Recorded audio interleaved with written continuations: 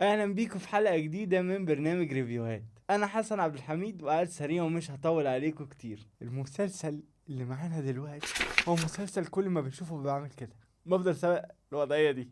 كامل العدد الجزء الثالث اللي بوجه رسالة قبل ما اقول اي حاجة لكل صناع المسلسل. احنا عايزين جزء طول السنة، او لو مش هتقدروا تعملوا جزء طول السنة احنا عايزين 20 جزء من كامل العدد. كامل العدد بقى قصته او مش قصته، يعني اول حلقة هما جابوا بيت جديد، والصراحة البيت الجديد تحفة. بيبدأ بقى يوري لك مشاكل الاجيال بقى ومشاكلهم مع بعض في البيت. يعني مثلا شريف كان المفروض اللي هو طلع بدوره حمزة دياب، ابن دينا الشربيني. المفروض بقى تكملة ان هو كان بيلعب كورة ووصل لمرحلة حلوة في الكورة، ان هو هيسافر ويحترف بره. وطبعا ليلى كانت بتواجه في الاول صعوبة ان هي الفيزا ما كانتش عارفة تطلع الفيزا، فاضطر ابنها يسافر يسبقها. المهم قبل ما اكمل لكم القصة دي كلها، عايز اقول لكم ان انا مبسوط قوي قوي قوي ان استاذ حسين فهمي النجم الكبير انضم للمسلسل. وانا كان نفسي، انا بس زعلان من حاجه، كان نفسي من صناع العمل او المخرج او المؤلف ان مشاهده تبقى اكتر من كده. يعني انا بحب استاذ حسين فهمي جدا وهو عامل الدور حلو جدا. هو طالع ابن عم بابا ليلى، بنته طالعه مريم الخشت. المهم خليني اكمل لكم قصه ابن ليلى شريف. سافر هو خلاص بقى، وهي المفروض هيستناه لحد ما هي تطلع الفيزا وتجيله. فطلعت الفيزا وجات له. طبعا انتوا عارفين ليلى تدخلش في اي حته غير لما لازم تعمل مصيبه. وبالمناسبه يا جماعه انا بحب دينا الشربيني جدا. دينا الشربيني شخصيه جميله وممثله خطيره يعني. فلما سافرت له عايزه بقى تعمل بقى مع ابنها بقى في الغربه بقى، وجايبه له بقى حاجات من مصر وبتاع، واعمل له بقى مسقعه. عايز تعمل له مسقعه وتعزم ايه، يعزم الكابتن بتاعه ويجي يتغدى معه. لما وهي بتعمل مسقعه على النار فطلع دخان، جرس الانذار ضرب في العماره كلها. الناس بقى نزلت تجري وكل العمارة كلها نزلت تجري. والبوليس راح جاي واخد دينا الشربيني. قعدت تقول له انا كنتش بعمل حاجة، كنت بعمل سقعة. ده برضو من المواقف الخطيرة واللي موتتني ضحك. وفي بقى موقف ده كل ده هم مسافرين، هي لسه ما رجعت لهمش بقى مصر، وهم باقي العيلة بقى. علاقتها بانت قوي قوي قوي بينها وبين شريف، يعني امه وابنها لما سافرت له. فرحانه وفخوره بيه وانا مش مصدقه ان انا جايه لك بيتك بره مصر، بقى ليك بيت، ومبسوطه بيه وهاريه يا عيني، هاريه الولد بوس. حتى يعني في كوميكس نزلت على الموضوع ده من كتر ما هي بتحبه. وخليني احكي لكم برضو على حاجه، رساله مهمه جدا المسلسل بيوجهها. شوفوا يسبك اللي هو ابو الشريف اللي هو طليق ليلى. انتوا عارفين ان هما من الجزء التاني والجزء الاول علاقتهم بيه مش احسن حاجه، وان هو ساب لها الولاد وشخص يعني ما بتحملش المسؤوليه وي. فقرر ان هو يصلح من نفسه، وقال لشريف ابنه، قال له ايه، هجيلك المطار اسلم عليك وبتاع. ورغم ان ليلى ما كانتش موافقه ان هم يرجعوا يقربوا منه تاني عشان ما يخذلهمش، شريف سلامه يعني او احمد اقنعها بده. فيا عيني يشاء القدر انه هو رايح لابنه عشان يسافر معاه. اتلخبطت اعذروني، هو المفروض كان رايح يسافر معاه عشان ليلى الفيزا بتاعتها ما كانتش طلعت، فكان لازم حد يسافر معاه. فهو ابوه كان هيسافر معاه، ما كانش رايح يسلم عليه في المطار. يعني يشاء القدر انه هو بيحط الشنط في التاكسي، يجيله زي ذبحة صدرية، مش فاكر جاله ايه، جاله حاجة كبيرة يعني، وتليفونه وقع في الأرض ونقلوه على المستشفى. جاله حاجة تشبه جلطة أو حاجة كده مش فاكر. وفضلوا بتاع شوية حلوين بقى خدوا عنه بقى ولاده فكرة ان هو سابنا تاني وتخلى عننا تاني. وليلى تقول لأحمد انا غلطانة ان انا سمعت كلامك وخليته يقرب منهم تاني. هو طول عمره ما بيتحملش المسؤولية، لحد ما عرفوا بقى ان هو ما جاش عشان اتنقل المستشفى وكان في غيبوبة وي. وجزء برضو مهم قوي قوي قوي، لما الاب بيقع هم كانوا مش طايقين، يعني بنته وابنه ما كانوش طايقينه قد ايه. امينه وشريف، امينه دي بقى اللي هي جيسيكا حسام الدين، قررت ان هي تديله فرصه تانية عكس ابن شريف. بقى ابن شريف كان شايل منه اضعاف لانه قال له انا هسافر معاك وخذله تاني. ففي كميه رسائل حلوه قوي، وفي برضه رسائل مش حلوه. زي ايه بقى؟ الاستاذه فريده جميله لينا صوفيا، بيجيب لك بقى حياتها في الجامعة، يروح ظاهر لها مين؟ ظاهر لها الأستاذ يوسف عمر.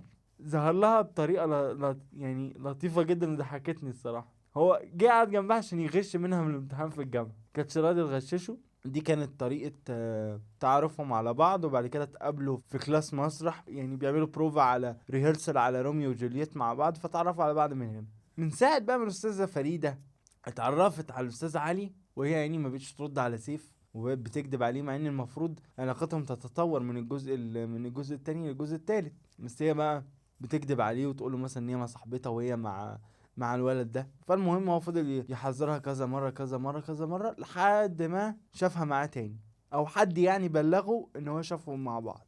فقال لها لا انت ما بتحترمنيش وانا مش هقدر اكمل مع واحده ما بتحترمنيش، وايه وسابوا بعض. وهي يا حبيبه قلبي ما شاء الله يعني زي ما تكون ما صدقت. بس عايز اتكلم برضو معاكم عن تيمور اللي هو ابو ليلى. عنده ويلنس سنتر دي يعني مكان او مركز لتأهيل الصحة النفسية، ان انت صحتك تكون احسن ونفسيتك تكون احسن ويوي. قد ايه المكان مريح وقد ايه فعلا مريح للنفس. مكان خطير يعني. مش بتكلم عن المكان، وبتكلم برضو على الفايبس بتاعت بقى تيمور ومراته واستاذة ميمي جمال. اجيلكوا بقى لحتة مهمة اوي. ليلى فجأة لقت نفسها وولادها بيضيعوا منها بعد ما هي راحت له بره مصر، يعني البلد اللي احترف فيها. خلاص اطمنت عليه ورجعت. فكل ما يكلمها او يكلموا بعض يقول لها انا اروح انام عشان عندي تمرين، انا مشغول في التمرين، انا عندي معرفش ايه في التمرين. وهو طلع اصلا عايش حياته بره وبيسهر وعايش حياته خالص قوي بقى وبناته وبصوا وليلة. حتى في مشهد حلو قوي وكوميدي جدا. استاذة لميس الحديد طلعت بقى ان هي بتتكلم عن اللاعب اللي هو شريف يزبك اللي هو حمزة ديابي يعني، وان هو ازاي يبقى لاعب كورة وازاي يبقى بيسهر وده بيتعارض مع صحته وبتاع. لان هي اصلا دينا الشربيني قبل ما ترجع مصر اتخانقت مع واحده، ده برضو كان مشهد يموت من الضحك. اتخانقت مع واحده من الجمهور اللي كان بيشجع شريف في ماتش وضربتها. والناس مطلعين عليها كوميك ان هي اسمها ماما دبه او ماما الدبه. فكان موقف يموت من الضحك الصراحه. ارجع بقى واقول لكم ليه ليلى شايفه ان عيالها بيضيعوا منها. زي ما قلت لكم عرفت ان ابنها بيضحك عليها يا عيني، وان هو ولا مركز في التمرين وهايص بره مصر، وان بنتها شايفه ان مجرد بس ان باباها مر بظرف صحي خطير انها شايفه انه يستاهل فرصه تانية. اللي هو انا عملت كل ده عشانكم، واحد يبقى هايص ومش همه التمرين بره، ودي عايزه تدي فرصه لابوها اللي هو اصلا سابها وتخلى عنها. وفي برضه يا جماعه مشهد فظيع، مشهد المواجهه بين يزبك اللي هو ابو امينه وبين امينه اللي هي جيسيكا حسام الدين. عملوا مشهد اللي هو الاب وبنته وهي بتعاتبه ما تخلينيش ان انا اكرهك، انا مش عايز اكرهك، انا هديك فرصة تانية. وهو قال لها ما كنتش متحمل المسؤولية، انا غلطان. كان مشهد كله مشاعر. ومن المشاهد برضو لما رمضان جه عندهم في المسلسل وكلهم بقى اتجمعوا في المزرعة وفطروا سوا مع بعض اول يوم، وشريف كلمهم فيديو كول من بره مصر. حاجة في منتهى الجمال، حاسس ان انا قاعد مع عيلتي. وانا الصراحة بقى بوجه رسالة لكل القائمين على كامل العدد والمؤلف والمخرج استاذ خالد الحلفاوي. انا نفسي ابقى جزء من العيلة دي، انا عايز ابقى معاكم في الجزء الرابع. فاكمل لكم بقى. دخلنا في منطقة وحشة جدا اللي هي منطقة ايه بقى. فريدة لما عرفت علي اللي هو يوسف عمر اللي هو الشخص الجديد ده، ابتدى يخليها تكذب على اهلها، وابتدى يخليها تخرج في اماكن وتسهر سهرات دي مش طبيعتها ولا دي طريقة حياتها. فهنا بقى بيوريك الشخص الكويس او الشخص السوي من الشخص اللي غير سوي التوكسيك. وفي مشهد برضو افتكرته وانا معاكم اهو دلوقتي يموت من الضحك، ان هما احمد وليلى شريف سلامه وديا الشربيني عايزين يراقبوا لينا صوفيا، يراقبوها بقى، وان هو عايز يمنعها ان هي تكلم يوسف عمر وكده. عملوا ان هما طلاب في الجامعه ودخلوا قعدوا معاهم في كرسي المسرح. فده كان مشهد يموت من الضحك. وفي كارثه دور انجي المقدم بقى عامله فيها بقى واحده روحانيه وبتلعب يوجا وبتقف على راسها تخلي رجليها مكان بتعمل حركه غريبه كده يعني من اللي هم ايه بتوع الروحانيات. اكتشفنا بقدرة قادر ان دي تبقى بنت حياة مين اللي هي اسعاد يونس اللي هي مامة احمد اللي هو شريف سلامة. هلت عليهم فجأة كده اوت اوف نوير يعني زي ما بيقولوا. وان هي بقى ايه ولا بتحب الالبان، بتشوف ان اللبن ده لازم يفضل للبقرة، وما بتحبش الجلود اي حاجة جلد. خدت الجواكت الجلد كلها بتاعت مامتها عياء رميتهم في عربية الزبالة.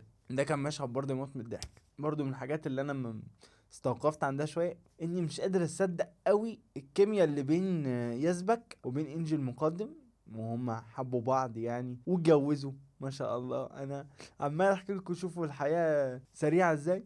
وكمان عايز احكي لكم على حاجه، مش شريف عمل لهم مفاجاه وجه؟ والله شريف عمل لهم مفاجاه وخد اجازه يومين وجه. وفي اليومين الاجازه دول بقى ايه اللي حصل؟ ابوه اللي هو يسبك عمال يحاول بكل الطرق انه يخليه يسامحه وانه يسمعه وهو مش عايز. وفي برضه مشهد مواجهة حصل بينهم هما الاتنين خطير.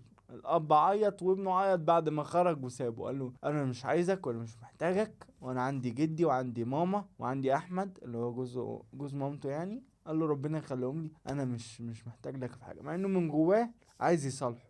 كان برضو يعني مشهد مهم جدا جدا يعني. حاجه بقى زي ما بقول لكم برضو تموت من الضحك، ان هما راحوا لفريده حفله من الحفلات اللي خدها فيها علي اللي انا كنت بقول لكم عليها، فتنكروا لبسوا بقى لبس كاجوال وبتاع ومش عارف ايه، عطشانين جم يشربوا ميه، اتاريها مش ميه، اتاريها يعني ليكويد كده، حد حاطط فيه مخدرات، حد حاطط فيه حاجه. فكانوا بقى مبوظين الحفله، ودينا الشربيني حد على السماعات وعماله ترقص، والشيف سلامه حاطط الكابيشو على راسه وعمال يرقص. حاجه تموت من الضحك. ومن الناس برضو ان انا ما حسيتش بينهم قوي الكيمياء يعني، احمد بهاء اون الشرموفرز يعني وبدرة، الكيمياء بينهم ما حسيتهاش خالص. هما المفروض هيحبوا بعض، بس انا مش عارف ليه ما حسيتهاش يعني. ده غير بقى ان فريد ابن ليلى بيتعرض للتنمر بقى في جامعته، وقرر ان هو هينقل اونلاين. واخيرا يا عيني بنت اعترفت له ان هي بتحبه بعد عناء جزئين. الحمد لله